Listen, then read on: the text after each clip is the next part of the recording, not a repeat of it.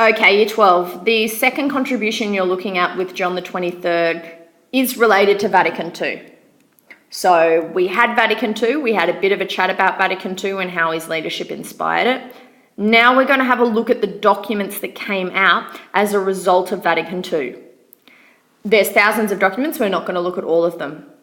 The ones that we are going to look at are to do with the main themes of Vatican II. So these documents came out as a result of decisions and collaborations and conversations that happened, and they summarised the Church's new and revised position on these aspects or elements or practices within the Church. Okay, so the syllabus dot point is still the contribution of John the 23rd to the development and expression. Cool.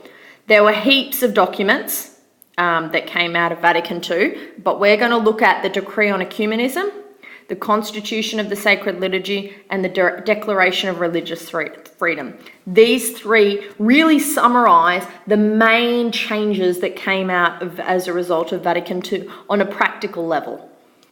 Okay, the Decree on Ecumenism is easy. Ecumenism, the cooperation between different Christian denominations.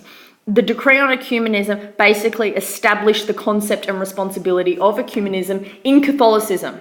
So remember, Catholic Church shut off from the world.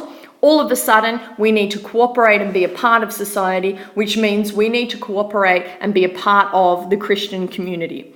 It promoted cooperation, better understanding, but it also made the Catholic Church part of the World Council of Churches, and this one which we have looked at before, which is the National Council of Churches Australia. So these two ecumenical movements, the Catholic Church officially joined. So they already existed, but the Catholic Church joined them after Vatican II. The Constitution of the Sacred Liturgy. So the Mass pre-John the 23rd, very stringent, no participation from the community. Okay, the fancy subject-specific terminology that we use for community is laity. Okay, that didn't happen. That was not even a blip on the radar. Okay, it was very formal, it was very stringent, the same way it had been for hundreds and hundreds of years. Here's what the Constitution of the Sacred Liturgy put out. This document stated that there was needed to be greater participation from the laity, saying readings, prayers of the faithful, involved in music, involved in the giving out of the Eucharist. The rituals of the Mass, were also made more simple. So there was a very specific, very old school way of performing each of the elements of the Mass, and that was changed. Also, here's your next subject-specific word, vernacular. The Mass was changed to be in the local vernacular. That's the local language. So if you were now to say Mass and you were Swedish, you would say that in Swedish. As in Australia, we would say it in English. As in, Peru, you would say it in Spanish, or whatever was relevant for the particular country at which you were in, which is called the vernacular. Previous to Vatican II, there was not a lot of readings, and Bible readings were added. And these changes, this is the most tangible change that came out of Vatican II.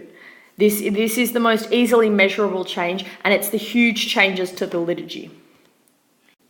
The last one is very self-explanatory. It's the Declaration on Religious Freedom, and it basically said everyone is free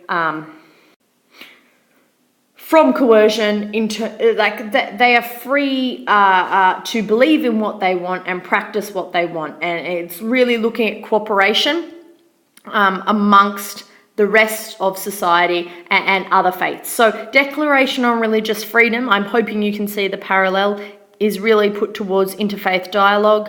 Decree on Ecumenism was obviously lends itself towards the same themes that we were looking at in ecumenism in our first unit.